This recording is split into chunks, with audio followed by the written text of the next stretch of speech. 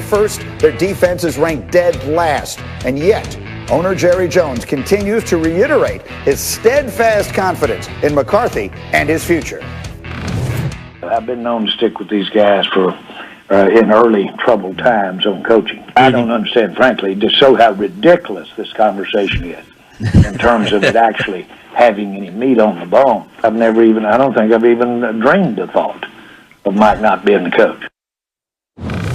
Okay, so he does have a unique way of putting things. Dan Graziano, let me start with you, my information man extraordinaire.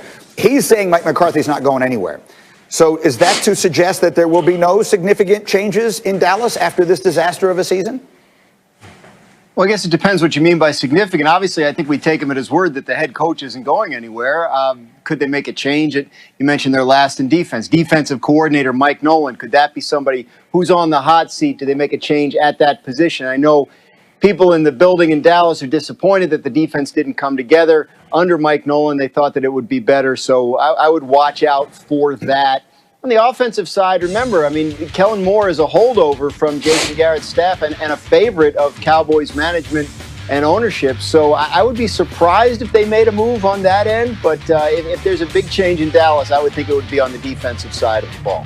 All right, and so then, Dominique, pardon me, let me come to you. I noticed your skeptical expression as we were listening to Jerry Jone. What was that face for? So, I mean, first of all, this job feels like it is too big for Mike McCarthy. Like that motorcycle on the cover of Purple Rain looks like it's too big for Prince. He doesn't seem to be able to handle this job at the time. And Dan is right. Dan is right about that defense. That defense is really bad. That defense stinks like earring backs. So I'd be surprised if Mike Nolan comes back. There's no good reason to bring him back. And the last thing I wanted to say is Dak Prescott really should have some say in this decision because they decided not to extend Dak Prescott and give him a big contract. They franchise tagged him. So now Dak is in a position where he could choose to leave or go somewhere else or potentially pressure a trade or wait till he gets to free agency. That was a mistake, but that gives him so much power in this situation that I think he has to be on board for whatever coach they keep or decide to bring in. So if I was Jerry Jone, rather than going on the radio, I would go to Dak Prescott's house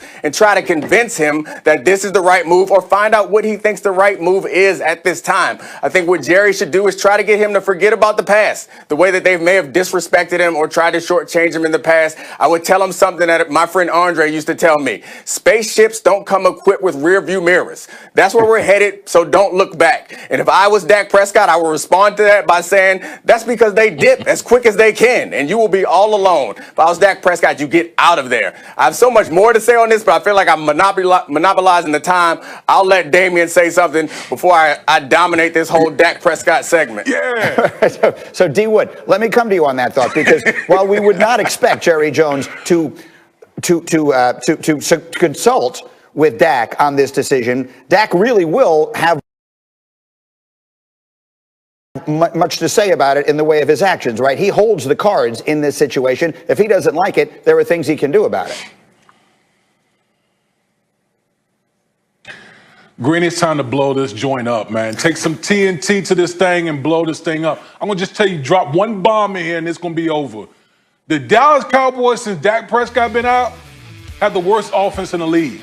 Think about that. The Dallas Cowboys with Amari Cooper, Michael Gallup, CeeDee Lamb, Zeke Elliott, they have a worse offense than your New York Jets, Greenie.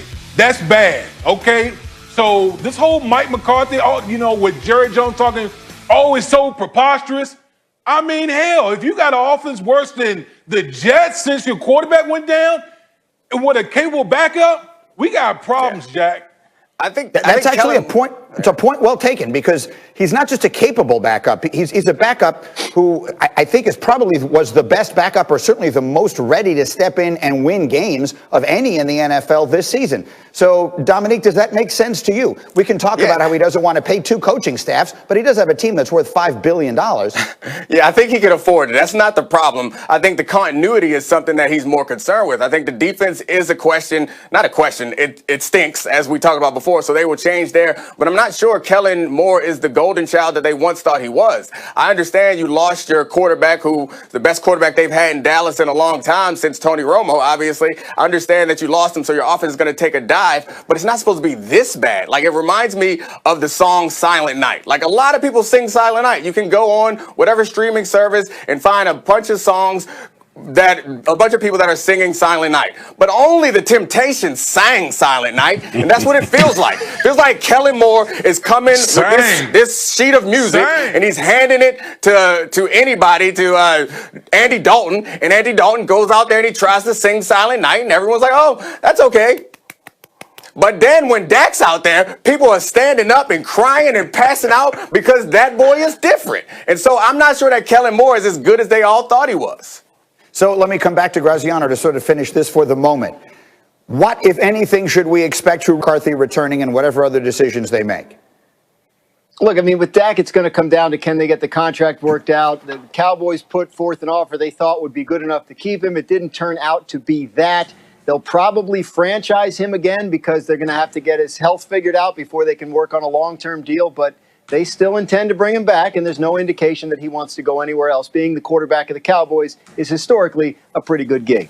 Okay, we will leave it there for the moment, but there'll be a lot more to talk about on this as we go. Meanwhile, Graziano, let me run the hurry up through some other stories here, including the latest on Christian McCaffrey. What gives? Yeah, rotten year for Christian McCaffrey continues. He missed time with a shoulder injury. He missed time with an ankle injury. He hurt his thigh during their bye week 2 weeks ago, and now seems like he's likely to miss yet another game with the injury. Just a terrible season for Christian McCaffrey from a health standpoint. Obviously, Carolina not playing for anything. They say they'll bring him back if he is healthy, but with 3 games left to go, you do have to wonder if it's just about next year for Christian McCaffrey. Henry Ruggs, the Las Vegas rookie wide receiver, has been placed on the COVID-19 reserve list. Las Vegas game is tomorrow night against the Chargers. That means Henry Ruggs will miss that game. The Raiders look like they will be shorthanded on defense, too. They might be without Jonathan Abram. Cleveland Farrell. Could be a rough night for the Raiders in a game they absolutely need to win. And this is an interesting note. In Tampa Bay, the Buccaneers put their kicker, their punter, and their long snapper on the COVID-19 reserve list. That's the entire special teams battery. It depends on whether they are close contacts, in which case they could be back after 5 days, or whether any of them tested positive, in which case they would have to miss the game this weekend. That is why the Buccaneers have kicker Greg Joseph on their practice squad and used one of their 4 weekly practice squad protections on him this week because they know they might need to activate him for the game. A uniquely 2020 note regarding personnel and special teams there, Greeny. Yeah, they play Atlanta. I was going to say exactly that. There could be nothing more 2020 than the kicker, the punter, and the holder all being on the COVID list. All right, Graziano, stay with me because it was also a big day for news out of the NBA yesterday. As I'm sure you've heard, Giannis Antetokounmpo agreed to a Supermax extension in Milwaukee. His agent telling Woj it'll be the full 5-year, $228 million Supermax. It includes an opt-out after the 4th year. And Giannis had this message for his fans after the announcement. What up, Bucks fans? This is Giannis, the Greek Freak. I'm excited for the day. Big day today. I'll be